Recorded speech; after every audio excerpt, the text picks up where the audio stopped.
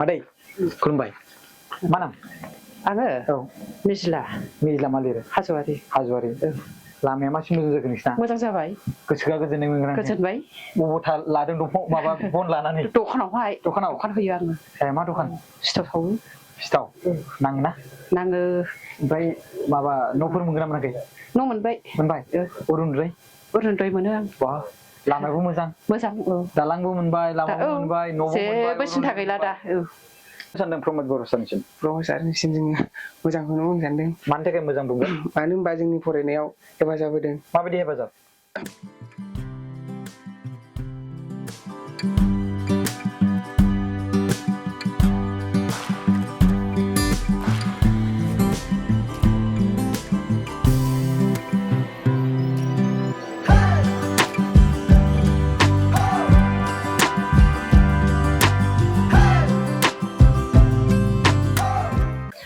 खुलुमबाय फिन खेबसेबाव गसाइगाव ओनसोलनि सिङावनो आं मोनसे जायगायाव दंफैयो जाहा नैबे आइजो चेयारमेन बिथांजों जों माखासे बाथ्रा रायज्लायगोन आरो बिथाङा जोंनो माखासे रायजो राजाफोरनि मदद होनाय जोंनि दानि सरकार खुंथाय खुंनाया बेखौ बिथाङा फोरमायगोन खुलुमबाय आब' मोजां ना खबरा मोजां हेपि बैसागु एडभान्स हेपि बैसागु आंनि गोसो गोरबोनिफ्राय बयनिसिमबो अननाय खुलुमनायखौ जासिहरबाय आब'आ अननानै नोंनि नामखौ खोन्थाना होबा मोजां आंनि मुङा हेमा बसुमतारी आङो गामिनि मुङा दावगुरि 1 नं आरो आं जारागुरि गलादांनि बिसिडिसि चेयारमेन अके आब'आ जोंनो दा दिनै मा खोन्थागोन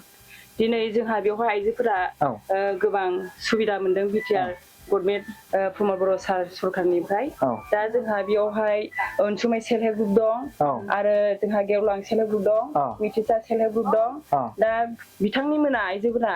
बिराद सुबिदा मोननानै आंनि सिगाङाव गोजोननायखौ फोरमायदों आरो दा बिथांमोनाव माखासे खोथाखौ सोंनो हागोन आरो बेवहाय जोंना गोबाङानो जोंनि न'बो मोननाय जादों आरो बेजों लोगोसे रेशन कार्ड दाखालि मोननाय जादों आरो बेजों लोगोसे सोरां बिथांखि गियान बेखौबो मोननाय जादों आरो बेजों लोगोसे जोंहा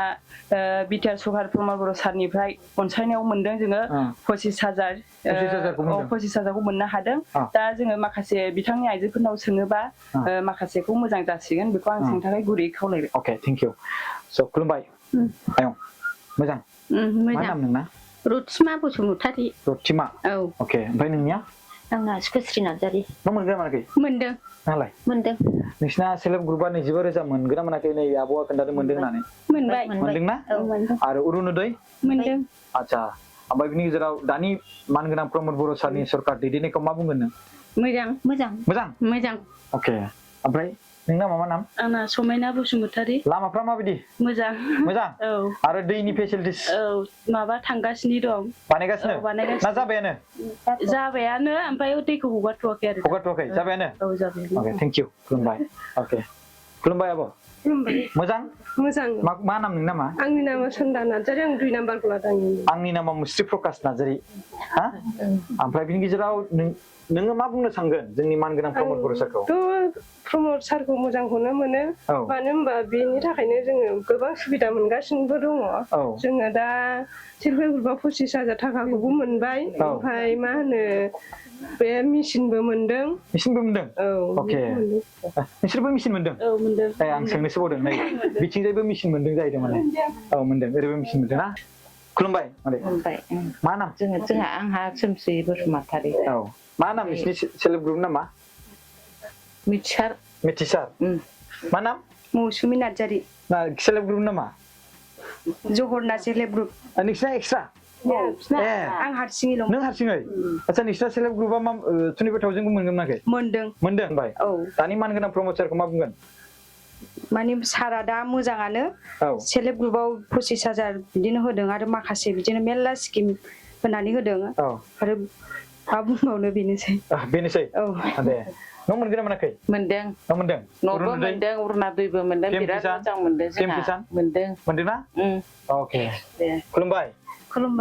मा नाम आंनि मुङा रिंखां बसुमतारी अके ओमफ्राय मा गामिनि आङो 1 नं दावगुरि मानगोनां प्रमद बर' सारनि दैदेननाय सरकारखौ मा बुंगोन नों मोजांखौनो मोनदों आङो आंहा अरुनदयबो मोनदों आरो न'खराव PM किसान मोनदों गोबां मोनदों मा नाम नोंसिनि गावनि ग्रुपनि नामा जोंना मिथिसार सेल नैबे एखे ओके 25,000 खौ मोनदों मोनदोंना ओके दा आङो मोनसे बाथ्रा सोंनो लुबैगोन जा चेयारमेन बिथां आब'निफ्राय नैबे जों बेकग्राउन्डआव थानाय न'नि सोमोन्दै फोरमायना होदो बिनि सोमोन्दै आं बुंनो लुबैदों 2023 आवहाय गायसननाय जादों बे अंगनाबादि सेन्टारखौ जोंनिनो एक गसाइगाव एलआइसिनिनो मानगोनां जिरन बसुमतारी सार एमएलए सारा बेनो बिथाङा जोंना गायसननानै होफैनाय जादों आरो आङो बेखौ अंगनाबादि सेन्टारखौ जोङो बे गामि ओनसोलाव मोननायनि थाखाय जोंनि बिटिआर सरकारनि प्रमद बर' सारखौ जोबोद गोसो गोरबोनिफ्राय जोङो साबायखर बावदों आरो मानो होनोबा जोङो बेखौहाय हरनायनि थाखाय जों सुबिदाबो मोनदों बेनि थाखाय सारखौ फिन खेबसेबाव प्रमद बर' सारखौहाय जोंनि गोसो गोरबोजों गासैबो जोंनि दायो जे आइजोफोर दङ बिनिफ्राय जोङो गासैबो गोसो गोरबोजों सारखौ खुलुमबाय आरो अननाय सिबिनायखौ बावहरबाय सारनिसिम स' दायो बे उनथिं थानाया जाबाय मडेल अंगनाबादि 2023 मायथाइयाव बेखौ गायसनदों आरो आं गोरोन्थि जायाबा बेवहाय लिरनाय दं 25 फेब्रुवारि मानगोनां जोंनि जिरन बसुमतारी सारा गसाइगाव एलआइसिनि एमएलए नङा होमबा स' बिथाङा बे मा होनदों अंगनाबादिखौ गायसनदों मानगोनां प्रमद बर' सारनि दैदेननायाव बेबायदि खाबुखौ बा बेबायदि मोजां डेभेलपमेन्टखौ मोननायनि थाखाय आइजो माहारिया गोजोननाय फोरमायदों लोगोसे जा चेयारमेन बिथाङा स' लोगोसे बेयावहायनो बे जायगायाव माखासे सानैसो स्टुडेन्ट दङ बिथांमोना प्रमद बर' सारनि सोमोन्दै माखासे बाथ्रा बुंनो सानदों फंबाय मा नाम नोंनि नामा दानसोरां नार्जारि नानि नोंना मा नाम कस्तुरि नार्जारि नोंनि नामा दलिना बसुमतारी नोंसोर मा बुंनो सानदों प्रमद बर' सारनिसिम प्रमद सारनिसिम जोङो मोजांखौनो बुंनो सानदों मानि थाखाय मोजां बुंगोन मानो होनबा जोंनि फरायनायाव हेफाजाब होदों माबायदि हेफाजाब मानो होनबा बिसोरो जोंनो सोरां बिथांखि होदों सोरां बिथांखि मोनदों मा गामि होनदों नोंसिना बड'लेण्डनि नाम्बार 2 एखे दावागुरि नोंनिया अके स' नोंसोरो बे एरियानि माखासे जौगाफुनाय फरायसा दा बिथांमोननि जि जौगानाय फरायनाय बेवहाय माखासे गोबांखिनि राङारि गोनांथि जायो